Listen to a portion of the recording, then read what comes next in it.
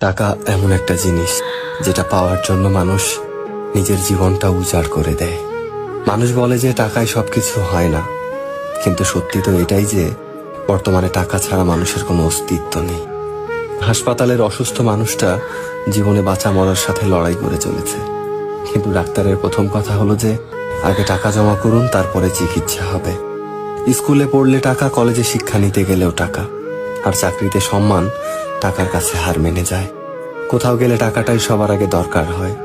টাকা থাকলে মানুষ মানুষকে মানুষ ভাবে। টাকা ছাড়া মানুষটা যতই সৎ সহজ ভালো মানুষ হোক না কেন, সমাজ সে মানুষটাকে অবহেলা করতে শুরু করে।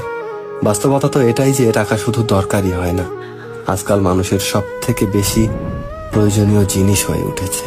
টাকা আছে সেই ঠিক, সেই সব থেকে সম্মানী ব্যক্তি এবং সম্মানের যোগ্য। আর যার কাছে টাকা নেই, তার সত্যিগুলোকেও খুব সহজে মিথ্যে বানিয়ে দেওয়া যায়।